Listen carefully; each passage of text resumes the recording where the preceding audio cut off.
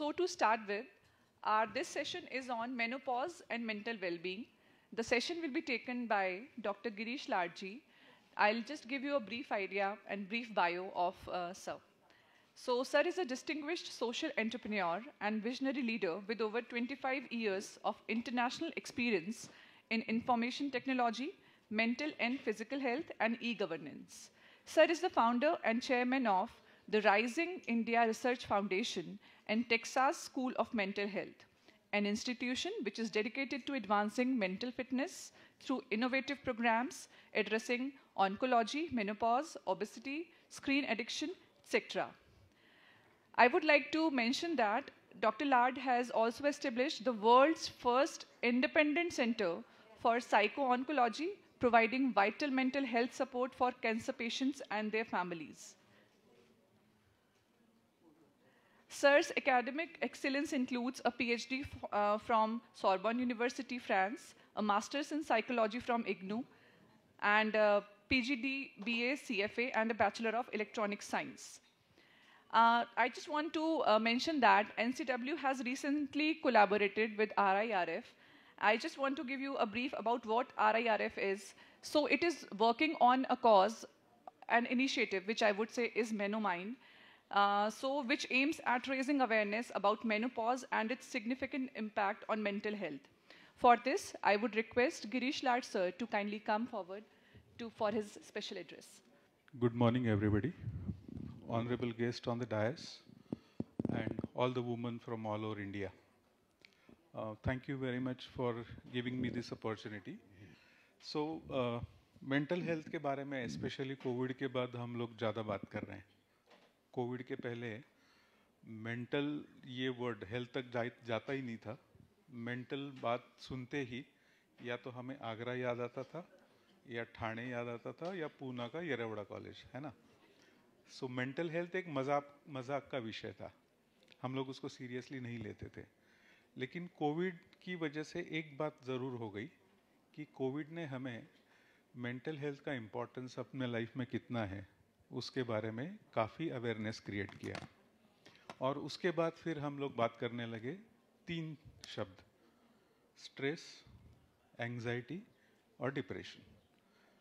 But आज भी stress क्या होता है, एंग्जाइटी क्या होती है और डिप्रेशन क्या होता है, इसका अगर डिफरेंस पूछूं तो शायद ही किसी को समझ में आएगा.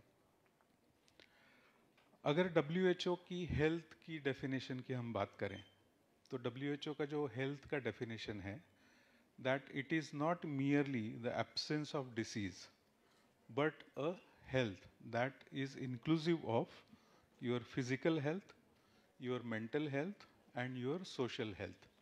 And in India, we are advocating that the spiritual health aspect should also be included in the definition of health.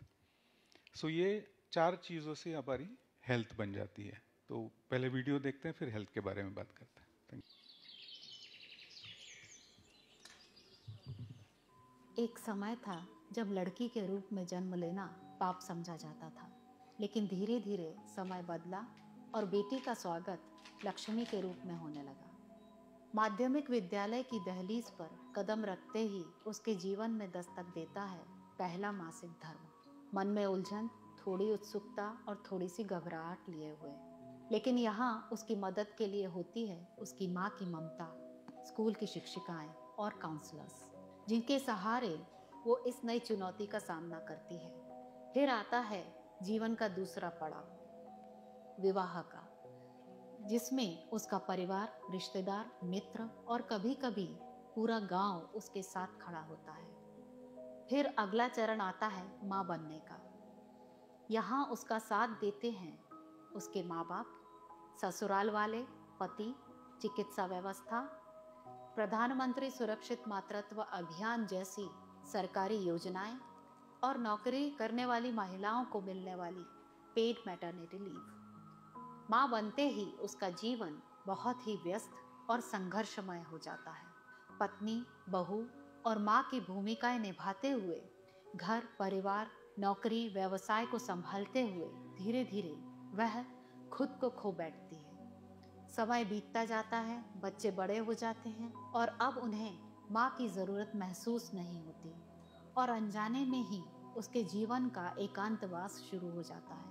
इसी समय शरीर में भी अजीबोगरीब बदलाव शुरू हो जाते हैं। हॉट फ्लैशेस, वज़न बढ़ना, उत्साह कम होना, हड्डियों में दर्द होना, अचानक से रोने लगना और अचानक चिढ़ना, बातें भूल जाना, नींद ना आना, सभी कुछ अस्त व्यस्त होने लग जाता है। परिवार वालों से बातचीत कम होने लगती है, विवाद बढ़ने लग जाते हैं, जिससे घर में तनाव की स्थिति पैदा हो जाती है। लेकिन सबसे बड़ी समस्या यह होती है कि स्त्री समझ ही नहीं पाती कि उसके साथ क्या और क्यों हो रहा है। और तो और इस समय उसकी मदद के लिए कोई भी नहीं होता। इसी को कहते हैं मेनोपॉज। अक्सर स्त्रियों को पता ही नहीं चलता कि कब मेनोपॉज शुरू हो गया, और समझ आ भी गया तो घर वालों के ताने सुनने पड़ते हैं। हमारे ज़माने में तो ऐसा कुछ नहीं होता था, हमें तो पता भी नहीं चला कब आया और कब चला गया। आजकल तो बहुत ही नखरे बढ़ गए हैं। इस पर नौकरी करने वाली महिलाओं को तो बहुत ही परेशानी झेलनी पड़ती है। ऑफिस, घर और उस पर से मेनोपॉज की मार। जब सहन शक्ति जवाब दे देती है तो वो नौकरी छोड़ने पे मजबूर हो जाती है। एक रिपोर्ट के अनुसार 25% महिलाएं मेनोपॉज की वजह से नौकरी या व्यवसाय छोड़ देती हैं। यह आंकड़ा मेनोपॉज की भयावहता को स्पष्ट करता है। यह कहानी सिर्फ एक स्त्री की नहीं बल्कि करोड़ों स्त्रियों की है। आज भारत में 35 वर्ष से अधिक उम्र की 25 से 30 करोड़ महिलाएं मेनोपॉज के दौर से गुजर रही हैं। लेकिन एक रिपोर्ट के अनुसार केवल 20% महिलाएं ही इस समस्या के लिए वैद्यकीय मदद ले रही हैं, जबकि 70% ग्रामीण महिलाएं तो इस बारे में कुछ जानती ही नहीं है। बचपन से सुनते आ रहे हैं कि परिवार संस्कृति भारत की असली पहचान है और परिवार की रीढ़ होती है स्त्री। लेकिन जब मेनोपॉज के समय उसे मदद की सबसे ज़्यादा ज़रूरत होती है, तब ही उसके साथ कोई नहीं होता। मेनोपॉज का असर न सिर्फ स्त्री के शारीरिक और मानसिक स्वास्थ्य पर पड़ता है, बल्कि उसके पूरे परिवार, उसके रिश्तों, उसके अस्तित्व और उसके आर्थिक जीवन और यहाँ तक कि पूरे समाज और देश पर भी होता है। इसके दुष्परिणाम वैवाहिक संघर्ष, कौटुंबिक हिंसा और तलाक की बढ़ती हुई घटनाओं में भी देखने को मिलते हैं। तनाव के कारण मधुमेह, रक्तचाप, थायराइड, हृदय रोग से लेकर कैंसर तक होने का खतरा बढ़ जाता है और यह दुष्चक्र चलता ही रहता है। सच तो यह है कि मेनोपॉज को टालना असंभव है, लेकिन इसे काबू में रखना स्त्री और उसके परिवार के हाथ में है। इसी सोच के साथ राष्ट्रीय महिला आयोग की अध्यक्षा श्रीमती विजया राहटकर जी की पहल पर राष्ट्रीय महिला आयोग और राइजिंग इंडिया रिसर्च फाउंडेशन ने मिलकर मेनोमाइन नामक अभिनव प्रोजेक्ट की शुरुआत की है। इस कार्यक्रम में gynaecologist, endocrinologist, psychiatrist, psychologist, nutritionist, योग और एक्सरसाइज ट्रेनर्स, इन सभी विशेषज्ञों को एक साथ लाया गया है ताकि महिलाओं को संपूर्ण वैज्ञानिक जानकारी प्राप्त हो सके। मेनोमाइंड प्रशिक्षण ऑनलाइन और ऑफलाइन दोनों तरीकों से उपलब्ध होगा। 35 से अधिक उम्र की महिलाओं को मेनोपॉज के बारे में सरल और आसान जानकारी दी जाएगी। इसके अंतर्गत इसके लक्षणों को कैसे पहचानें, कब चिकित्सा सहायता लें और परिवार को कैसे जागरूक बनाएं आदि बताया जाएगा। इसी के साथ ही ट्रेन द ट्रेनर कार्यक्रम भी चलाया जाएगा ताकि देश भर में लाखों स्नातकों को प्रशिक्षण देकर स्वयं रोजगार का अवसर प्रदान किया जा सके। सामाजिक संस्थाओं को भी इस कार्यक्रम से जोड़ा जाएगा। भारत सरकार की बेटी बचाओ बेटी पढ़ाओ किशोरी शक्ति योजना और प्रधानमंत्री सुरक्षित मातृत्व अभियान के साथ अब महिलाओं के जीवन से जुड़े इस अहम पड़ाव हेतु मेनोमाइन जैसे राष्ट्रीय महत्व के प्रोजेक्ट की शुरुआत हो चुकी है। तो आइए मेनोपॉज पर खुलकर बात करें, जागरूकता फैलाएं, समृद्ध स्त्री, समृद्ध परिवार, समृद्ध समाज और समृद्ध भारत का निर्माण करें।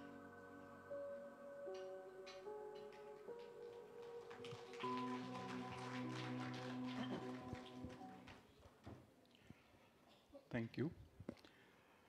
अब हम वापस अपने पुराने टॉपिक पे आते हैं कि how to define our health. So एक एस्पेक्ट है फिजिकल हेल्थ। हम लोग सारे सोशल मीडिया पे हैं, इंस्टाग्राम पे देखते हैं कि 10 सेकंड में कि 21 दिन में 0 फिगर कैसे आए, और पुरुष है तो 6 पैक्स कैसे लाएं। सो हेल्थ, फिजिकल हेल्थ के अपने डेफिनेशन एकदम क्लियर है कि वेट कम होना चाहिए, स्लिम एंड ट्रिम होना चाहिए, अंदर भले ही कुछ भी गड़बड़ हो। So that is how we understand our health. दूसरा है मेंटल हेल्थ। अभी अगर मैं आप लोगों को पूछूं कि आपका खुद का mental health condition as of now अभी कैसा है, कोई बता पाएगा?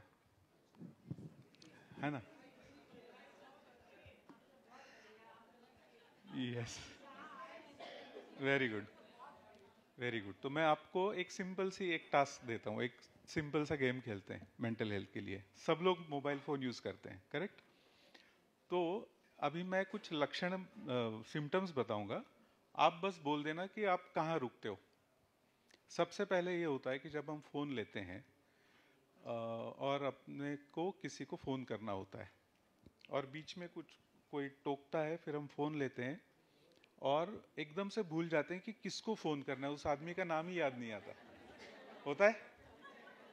करेक्ट। सो हम क्या करते हैं, अल्फाबेटिकली शुरू हो जाते हैं, किसको करना है, किसको करना है, किसको करना है। अब अगर ये ठीक हो रहा है कि मेरे साथ ऐसा नहीं हो रहा है, तो हम जाते हैं दूसरे पड़ाव पे कि अब हमें याद है किसको फोन करना है। तो मैंने फोन लिया और सिलेक्ट किया कि ओके, फलाना फलाना को फोन किया और फोन चालू है। 30 सेकंड हो गए, 45 सेकंड हो गए, सामने वाले ने फोन ही नहीं उठाया, और उसी टाइम पे आपने कुछ लेटर पढ़ लिया, कुछ ऑर्डर आ गया, कुछ ही हो गया, और फिर आप भूल गए कि आपने किसको फोन किया था, है ना? फिर आप क्या करते हो, फोन ऐसे सामने लेते हो, हाँ इसको फोन किया था। ये पड़ाव नंबर 2। पड़ाव नंबर 3 ये है कि आपको याद है आपने किसको फोन किया, सामने वाले ने फोन भी उठाया, लेकिन आप भूल गए कि आपने फोन किस लिए किया था। करेक्ट? ये तीसरा नंबर। उसके बाद चौथी चीज कि आपको याद है कि आपको क्या बात करनी है, और आपने बात भी की, और फिर आपने बोला कि अभी फोन रखो, मैं आपको नंबर व्हाट्सएप करती हूँ, और आप फोन रखते हो और नंबर भेजना भूल जाते है ना? तो ये 5 सिंपल सेल्फ असेसमेंट टेस्ट हैं अपने आप को चेक करने के लिए कि अपनी मेंटल हेल्थ कंडीशन कैसी है। करेक्ट। सो इसमें से आपके 5 के 5 टिक है, तो आपको साइकोलॉजिस्ट के पास जाना चाहिए।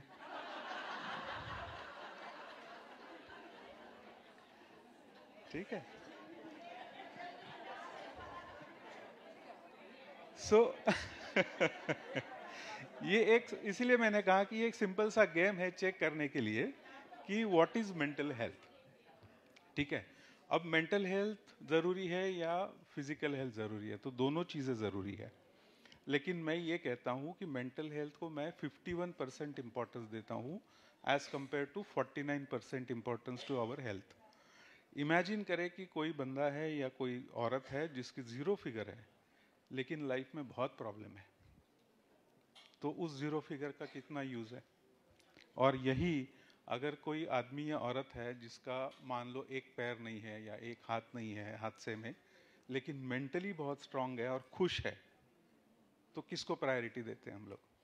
तो इसीलिए जब तक आपका मेंटल हेल्थ ठीक नहीं है, आपकी फिजिकल हेल्थ की कोई वैल्यू नहीं है। So that is where mental health का अपने लाइफ में ये इंपॉर्टेंस है। और तीसरा जो एस्पेक्ट है वो है सोशल हेल्थ। सोशल हेल्थ मतलब क्या होता है कि मेरी अलावा मेरे साथ क्या क्या जुड़ा हुआ है। मेरी फैमिली है, मेरे रिश्तेदार है, मेरी वाइफ है, मेरे बच्चे हैं, मेरे सास ससुर, सब ये सोशल हेल्थ का पार्ट हो गए। फिर हम जिस सोसाइटी में रहते हैं उस सोसाइटी के मेंबर्स कैसे हैं, वो दूसरा सोशल हेल्थ का पार्ट हो गया। फिर हमारा वर्क प्लेस कैसा है, वर्क प्लेस पे क्या स्ट्रेस है, वो सोशल हेल्थ का पास्ट। हम कौन से रिलीजन को, कास्ट को, कंट्री को, स्टेट को, डिस्ट्रिक्ट को बिलोंग करते हैं, ये सारी चीज़ें हमारी सोशल हेल्थ के एस्पेक्ट से आती हैं। और चौथा जो पार्ट है वो है स्पिरिचुअल हेल्थ का। स्पिरिचुअल हेल्थ का भी एक छोटा सा गेम बताऊं आपको। है ना? आपके पास पेन और कागज है तो आप नोट कर सकते हो, या मेमोरी शार्प है तो याद रखो। आप सबको आपकी एज मालूम है क्या है, करेक्ट? अब आप ये सोचो कि आपको क्या लगता है आपकी लाइफ कितने साल की होगी, वो नंबर याद रखो। मान लो right now my age is 51, so I expect कि मुझे इतने साल तक जीना है। सो एक्स अमाउंट आपने कैलकुलेट करो। सो कितने साल बचे, उसको दो हिस्से में बांटो। पहला हिस्सा कि आज की आपकी जो फिजिकल कंडीशन है वो कितने साल तक ऐसी ही रहने वाली है। मतलब आप ट्रैवल कर सकते हो, जा सकते हो, जो चाहे खा सकते हो, और कितने साल ऐसे हैं जहाँ पे आपकी फिजिकल हेल्थ थोड़ी सी डिपेंडेंट या कमजोर होने वाली है। So remaining part of your life, how many years are healthy and how many years are unhealthy. तो इससे आपको पता चलेगा कि आपके कितने हेल्दी ईयर्स बचे हैं आपके लाइफ के। अब गेम का सबसे इंटरेस्टिंग पार्ट, वो लोग हाथ खड़ा करें जिन्होंने ये सोचा कि मैं 100 साल तक जीने वाली हूं। Anybody thought? आपने सोचा, very good, clap for her. 2 hands, 3 hands, ठीक है, या 4-5 hands, very good. So how many percentage, 1% women are thinking in their own thoughts कि मैं 100 साल तक जीना है मुझे। बाकी लोगों का average 70, 80, 75, correct? So this is how we manifest our brain. This is how we plan our life, subconsciously. अगर मैंने यही सोचा है कि मुझे 70 साल तक ही जीना है और मेरी आज 50 साल की उम्र है, तो मेरे पास 20 साल बचे हैं। तो हर साल मैं क्या सोचता जाऊंगा कि अरे 20 साल बचे हैं, 15 साल बचे हैं, 10 साल बचे हैं। इससे क्या थॉट्स आते हैं कि मैं बूढ़ा होने लगता हूँ धीरे धीरे। निगेटिव थॉट्स आने लगते हैं कि ये काम मेरा थोड़ी है, ये तो यंग जनरेशन का है, अब मेरे से नहीं होगा, अब मैं ये नहीं कर सकती, मैं ये नहीं खा सकता, मैं यहाँ नहीं जा सकता। सो हमने क्या किया, अपने ब्रेन को खुद ही ट्रेन कर दिया। And remember, our brain is 100 times smarter than us. हम जितना भी कोशिश करें, हम अपने ब्रेन को कंट्रोल नहीं कर सकते। एक स्काई वॉक होता है जहाँ पे नीचे ग्लास है और उसके ऊपर चलना, बहुत ऊपर होता है। अगर कोई गया हो, दुबई में है, काफ़ी सारी जगह पे है, अगर किसी ने ट्राई किया हो, आपको मालूम है कि नीचे ग्लास है, कुछ नहीं होने वाला, बट फिर भी आपका ब्रेन आपके पैर को इंस्ट्रक्शन नहीं देता कि चलो आगे करके, ठीक है? So this is the example that our brain is smarter than us. So अगर मैं यही सोच रहा हूँ कि मेरा 20 ईयर्स का ही लाइफ बाकी है, तो फिर मेरा पर्पस ऑफ लाइफ कहाँ से चला गया, मेरा मीनिंग ऑफ लाइफ क्या है? And this is where the spiritual aspect of health comes into picture. कि हमारे यहाँ पे 4 आश्रम थे, 25-25 के, 100 साल का हमें बताया गया हमारे कल्चर ने कि आप 100 साल तक जियो। 4 आश्रम 16 संस्कार में हमें डिवाइड किया गया है। फिर मैं जब मेंटल हेल्थ का स्टडी कर रहा था तो मैंने बहुत सारी थियरीज पढ़ी, एमए साइकोलॉजी किया, वहाँ पे सिलेबस में देखा, तो ज़्यादातर जो थियोरेटिकल कंसेप्ट है वो सारे वेस्टर्न फिलोसॉफर्स, वेस्टर्न साइकोलॉजिस्ट के हैं। फिर मैंने साइमल्टेनियसली आई स्टडीड गीता, और जब मैंने गीता स्टडी किया, पिछले 12 साल से I am studying Gita, Bhagavad Gita. This is one of the best philosophical text that I have ever came across in the world. और जब गीता स्टडी करते करते मुझे फिर भी कुछ क्वेश्चंस रेज हुए, जिसका आंसर मुझे मिला उससे पुराना जो हमारा शास्त्र है, योग सूत्र, 196 वन लाइन का वो बुक है। And I can claim it very proudly that this is one of the best mental health document in the world ever documented. But हमें पता ही नहीं है, ना हमारे एकेडमिशियंस को पता है, ना किसी को पता है। इतना सिंपल तरीके से अपनी मेंटल हेल्थ को योग सूत्र में डिफाइन किया है। उसमें क्लियर कट डिफाइन एक सूत्र में है कि योग क्या है। चित्त वृत्ति निरोधः इत योगः। चित्त और वृत्ति का निरोध करना मतलब योग की कंडीशन में जाना। और चित्त का बाइफर्गेशन आगे आता है कि मन, बुद्धि, अहंकार से चित्त बनता है। अब जब मैं स्टडी कर रहा था एज अ साइंस स्टूडेंट, तो मन समझ में आ गया कि it is like a pygmy agent जो हर जगह जगह घूमता है, जो दिखे वो लेके आता है, अपने ब्रेन में डंप करता है। बुद्धि is our conscious which segregates कि ये सही है, ये गलत है, ये कचरा है, ये प्रेस्टिजियस है, और उस हिसाब से स्टोर करता है। और उसके बाद तीसरा आया था अहंकार। तो मुझे ये क्वेश्चन आया कि अगर बुद्धि है तो अहंकार कैसे हो गया? तो आगे जाके जब वृत्तियां पढ़ी तब रियलाइज हुआ कि एक वर्ड हिंदी, मराठी, संस्कृत लैंग्वेज में है, हमारी इंडियन लैंग्वेज में, दैट इज कॉल्ड प्रज्ञा, जिसका इंग्लिश में कोई ट्रांसलेशन ही नहीं है। सो प्रज्ञा इज बुद्धि प्लस विवेक। सो इंटेलिजेंस प्लस विजडम से प्रज्ञा बनती है, और उसको स्थिर रखना है प्रज्ञा को, दैट इज स्थित प्रज्ञा। So this is what Indian mental health taught the world. और उसके बेसिस पे एक सबसे ज़्यादा वर्ल्ड में चलने वाली एक थेरेपी है, that is called REBT, rational emotive behavioural therapy. So rationality, they try to convince कि आप रैशनल बनो, but unless and until you have that pragya, you cannot become rational. So this is the basic crux of health. अब आते हैं अगले topic पे जो अपना कोर इशू है, दैट इज मेनोमाइंड। अब मेनोपॉज, मेनोपॉज के 3 हिस्से होते हैं, perimenopause, menopause and post menopause. ये ऐसा inevitable part of every woman's life है कि every woman has to go through this. अब काफ़ी सारे लाइफस्टाइल चेंज हो गए, अपनी माँ की जनरेशन की, ग्रैंडमदर की जनरेशन की लाइफस्टाइल और आज के वुमेन्स की लाइफस्टाइल और आगे की जो यंग जनरेशन है उनकी लाइफस्टाइल में इतने चेंजेस आए हैं कि आपने ये तो देखा होगा कि लड़कियों की जो मेनार्की है, पीरियड्स आने का जो पीरियड है, वो अब 9 साल 10 साल तक हो गया, जो 13-14 साल था। वैसे मेनोपॉज का भी पीरियड अब अर्ली आना शुरू हो गया है। So somebody has menopause at 45 years old, somebody has 40, somebody has 50, and now even women at the age of 35 to 40 have started recognizing those symptoms. अब मेनोपॉज का physical sign and symptoms generally थोड़ा बहुत किसी को मालूम है, उसके बारे में भी ज़्यादा बातचीत नहीं होती। मेंटल हेल्थ तो बहुत दूर की बात रही। सो मैंने ये जो थोड़ा सा इंटरेस्टिंग करके मेंटल हेल्थ का इंपॉर्टेंस समझाया, वो इसीलिए समझाया because everybody is going through that. और ऐसा नहीं है कि सिर्फ लेडीज को ही होता है, main also has, which is called andropause. जैसे मेनोपॉज है वैसे एंड्रोपॉज है, बट वो एट द एज ऑफ 50 होता है। And as compare to the biological structure of woman and men, the men's body structure is little different, little complicated than the woman, so they उनको उतना realise नहीं होता।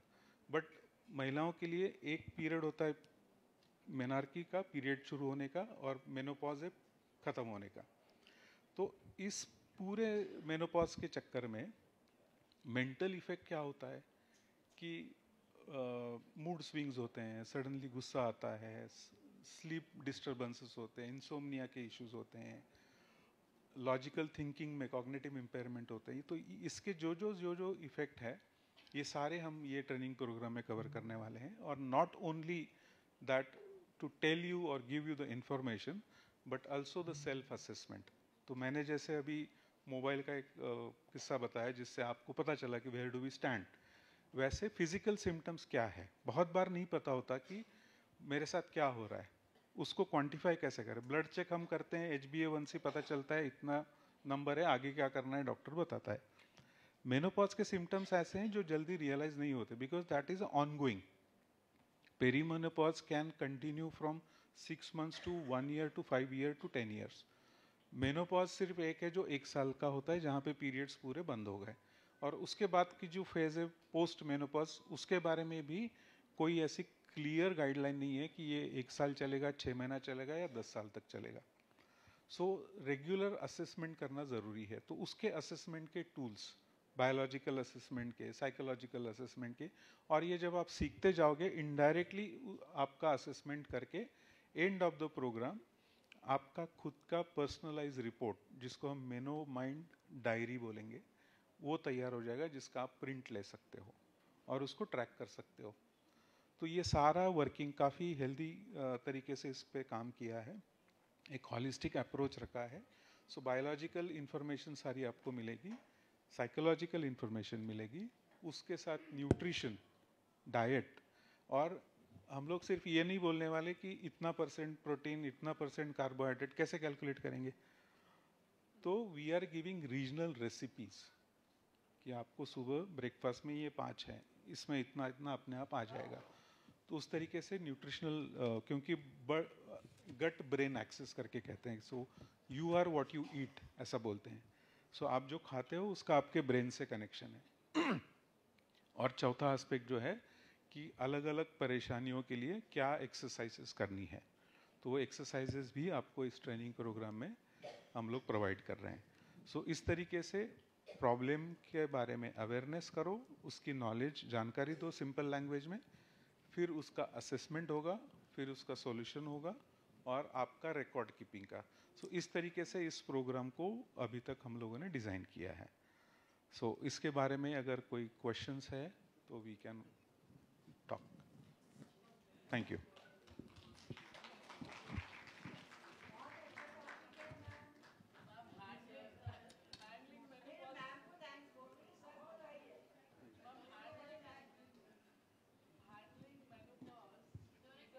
It's all because of her. देखिए, बहुत ही एक महत्वपूर्ण विषय पे आज बात हो रही है, जिसके बारे में बात करने में हम बहुत हिचकिचाते हैं. और चीज़ें जब होती है तो हम उसको ठीक है, होता है ऐसे करके हम छोड़ देते हैं. पर यही चीज़ हमारे सबके लिए बहुत नुकसानकारक साबित हो सकती है. आज के इस विषय को हमने आपके सामने इसीलिए रखा कि जो अपने स्टेट को चलाने वाली हमारी कमीशन की अध्यक्षा और मेंबर है, वो भी फिजिकली मेंटली फिट रहे, ताकि वो अन्य सब लोगों के लिए, अन्य सब महिलाओं के लिए अच्छे तरीके से काम कर पाए. और जब खुद फिट होती है, प्रयास करती है फिट होने के लिए, तो अपने आप में अपनी प्रदेश की महिलाओं की प्रॉब्लम्स को समझ कर लेती है. हम उनको फिर नज़रअंदाज नहीं कर सकते, हाँ वो ऐसी है, हम तुरंत लेबल लगा देते हैं. ये लेबल लगाने की ज़रूरत नहीं है. अगर उसकी मानसिक स्थिति को हम समझ कर लेते हैं तो लेबल न लगने के बजाय उनके लिए हम कुछ काम कर पाते हैं. कि सिंपैथी और एम्पैथी हमारे मन में होने की बहुत ज़रूरत है, विशेष रूप से हमारे सभी कमीशन के मन में, तभी हम अच्छा काम कर पाते हैं. इसी को ध्यान में रखते हुए आज हमने इस लेक्चर का आयोजन किया है. आपके मन में अनेक प्रश्न हो सकते हैं. मुझे लगता है कि आपने खुलकर इस विषयों पर बात करनी चाहिए. प्रश्न जब आप रखते हैं तब सिर्फ प्रश्न ही रखिए, संवाद मत करिए, ताकि वो ज़्यादा बताएंगे और हम समझ कर पाएंगे. तो ज़रूर इस विषय पे बात करें. राष्ट्रीय महिला आयोग ने इस पहल पर इस विषय पे हमने बहुत ध्यान दिया है, क्योंकि हम देख रहे हैं कि अनेक जो प्रश्न हैं, उन प्रश्नों की जड़ ही हमारा मानसिक संतुलन है, हमारी मेंटल हेल्थ है. अगर ये मेंटल हेल्थ बिगड़ती है तो अनेक बुरी घटनाओं को हमें सम्मुख जाना होता है, बुरी घटनाएं घट जाती है और बाद में लगता है कि इसको तो हम संभाल सकते थे. इसीलिए प्रयास ये करने की ज़रूरत है कि ऐसे विषयों को हम समझकर आगे जाएं. मेनोमाइंड ये कमीशन का और राइजिंग इंडिया, इन दोनों का एक संयुक्त प्रकल्प है, जहाँ पे हम देश की महिलाओं के मेंटल हेल्थ के ऊपर हम काम कर रहे हैं. इसके लिए हमने काफ़ी अच्छे तरीके से कोर्सेज भी बनाए हैं. इस कोर्सेज का उपयोग आप कर सकते हैं. हमने खुद ने भी इसकी करने की ज़रूरत है. हमारे सबके लिए एक बड़ी बात है, जब हम बड़े पोजीशन पे जाते हैं ना, तो हमें नॉलेज तो बहुत होती है, हमारे पास गूगल सखी भी होती है, नॉलेज होती, तो हमें लगता है हाँ मुझे क्या ज़रूरत है, मैं तो बहुत अच्छा चल रही हूँ. जबकि ये सोचना ही उस ज़रूरत को दर्शाता है. इसीलिए हमेशा के लिए मेंटली फिट रहिए. मैं अब अधिक ज़्यादा समय न लेते हुए, मुझे ये इसीलिए बीच में बोलना पड़ा कि आप इस विषय को गहराई से समझिए, तो अभी आपके क्वेश्चन आंसर्स हो सकते हैं. Before question, I just want to add one more to what Vijayata had just said. एक तो सबसे पहली बात ये कि हम लोगों का 10 मिनट का फ़ोन कॉल हुआ था, और 10 मिनट के फ़ोन कॉल पे ये पूरा टॉपिक पिछले 3 महीने में यहाँ तक हम पहुँचे. So thanks to her for instigating and inspiring us to get into this field. दूसरा, because you all are representative of Women Commission, एक बहुत serious और important information भी है जो मैं आपके साथ share कर रहा हूँ. अभी इंडिया में उतना रिसर्च नहीं हुआ है, बट जितना रिसर्च मेनोपॉज से related crime and domestic violence का है वो यूएस में हुआ है, यूके में हुआ है. That is also partial, not too satisfactory. But सबसे ज़्यादा divorce at the age group of 40 to 60 are amounting to menopause and menopause related problems. So ये सिर्फ बायोलॉजिकल प्रॉब्लम नहीं है.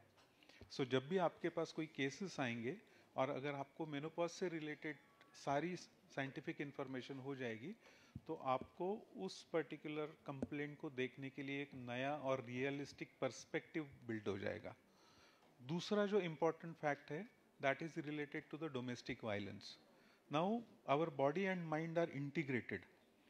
अगर दिमाग ठीक नहीं है तो शरीर ठीक नहीं है, शरीर ठीक नहीं है तो दिमाग ठीक नहीं है.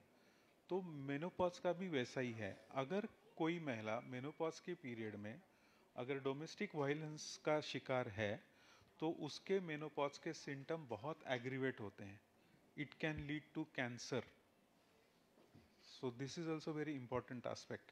And at the same time a woman going through a menopause can affect, उसका जो इम्पैक्ट है वो रिलेशनशिप में होता है. And it is not domestic violence during menopause. There is one more important insight कि menopause में violence सिर्फ men की तरफ से नहीं होता, woman की तरफ से भी होता है, which is called impulsive violence. क्योंकि mind control में नहीं होता, एकदम से mood swing होता है और हाथ में जो भी चीज़ है वो फेंक के मारती है. This is not done in conscious. It is done because she is not well. So इस तरीके की बहुत सारी चीज़ें हैं जो हम लोग during training programme will be covering. Thank you. Now questions please.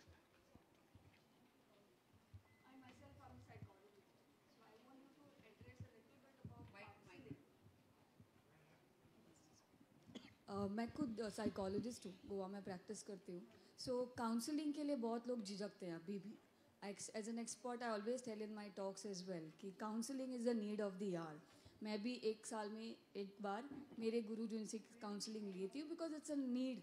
It's mental health taboo है जो अभी जा रहा है. So just highlight on that a little bit why counseling is needed. Yes, thank you. Thank you. This is very important topic. We said counseling. Even the psychology community failed to understand the difference between counseling and guidance. हम लोग by the psychology को हम लोग बहुत lightly लेते हैं.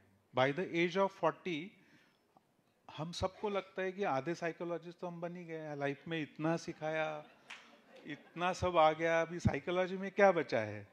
But what you have earned is not psychology, it is a philosophy. ठीक है. सो फिलोसॉफी अलग है, काउंसलिंग अलग है और गाइडेंस अलग है. दूसरा ये होता है कि इतने सारे मेरे पास आते हैं कंसल्टेशन के लिए. So why I feel myself a counsellor और साइकोलॉजिस्ट, क्योंकि वो मेरे पास आई थी, मैंने उसको हेल्प किया, अभी वो बहुत अच्छी चल रही. इसकी प्रॉब्लम थी, वो मेरे पास आई, मैंने उसको सॉल्व कर दी.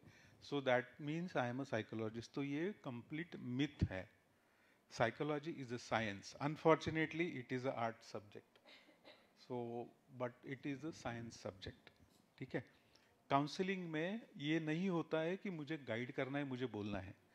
काउंसलिंग में अगर एक पेशेंट है और एक साइकोलॉजिस्ट है और 1 घंटे का अगर काउंसलिंग का सेशन है तो अप्रोक्सीमेटली 45 मिनट्स टू 50 मिनट्स तक पेशेंट को बोलना है और साइकोलॉजिस्ट को, काउंसलर को सिर्फ 5 से 10 मिनट तक बोलना है.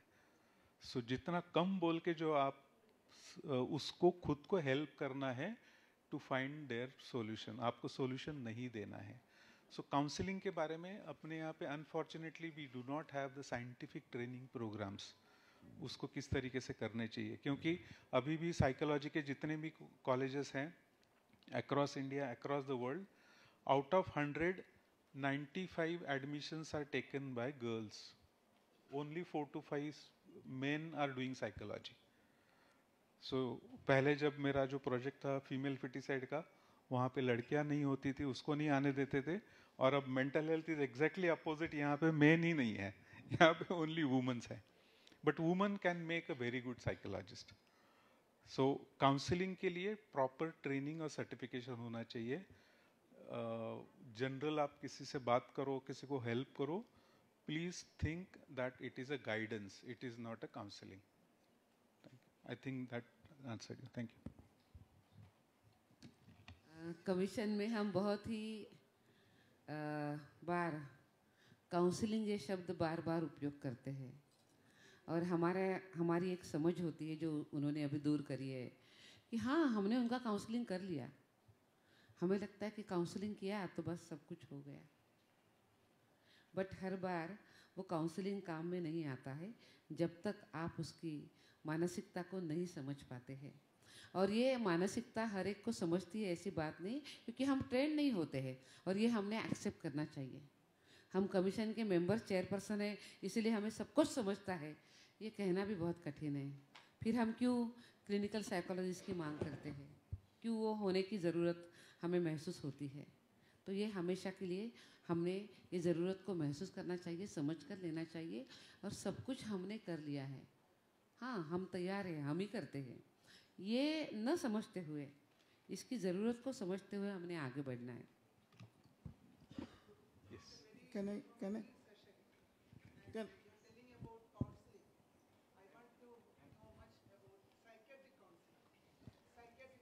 Okay.